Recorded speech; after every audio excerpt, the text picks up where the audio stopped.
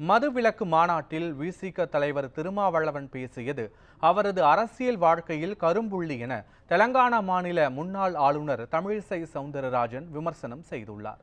இதுகுறித்து அவர் செங்கல்பட்டு மாவட்டம் செம்மஞ்சேரியில் செய்தியாளர்களுக்கு அளித்த பேட்டியை சூப்பர் பைட்ஸ் பகுதியில் காணலாம்.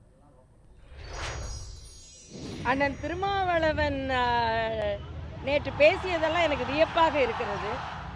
ஏனென்றால் அவர்கள் இவ்வளவு நாட்கள் அந்த கூட்டணியில் தான் இருந்தாங்க.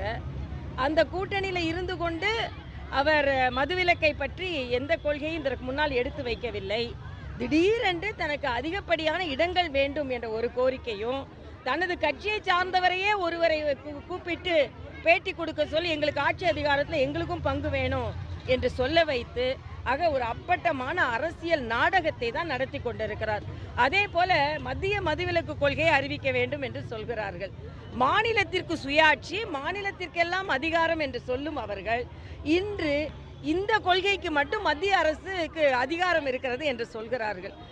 இது அப்பட்டமான ஒரு அரசியல் நாடகத்தை நீங்கள் நடத்தி காண்பிக்கிறீர்கள். அது மட்டும் இல்ல, அண்ணன் திருமாவளவன் இந்த அளவிற்கு தரம் தாழ்ந்து போவார் என்று நான் எனது அரசியல் வாழ்க்கையில் நான் நினைக்கவே இல்லை. ஏனென்றால் நேற்று அவர் காந்தி படத்திற்கு சிலைக்கு மாலை அளிக்கவில்லை என்றால் அவர் நமது கொள்கை மாறுபட்டு இருக்கிறது, அதனால் காந்தி படத்திற்கு மாலை அணிவிக்கவில்லை என்று இதுவரைக்கும் மதுவிலக்கு கொள்கையை நீங்கள் எடுத்து வரவில்லையே. இப்பொழுது அரசியல் சார்ந்த உங்கள் சுயநலத்திற்காக மதுவிலக்கு கொள்கையை கொண்டு வருகிறீர்களே என்ற அர்த்தத்தில் தான் நான் சொன்னேன். நான் எனது அரசியல் வாழ்க்கையில இதுவரைக்கும் எந்த தனிநபர் தாக்குதலையும் நான் நடத்தியதே கிடையாது. நான் நாகரிகமான அரசியலை முன்னெடுத்து செல்ல வேண்டும் என்பதில் நான் மிக உறுதியாக இருக்கிறேன்.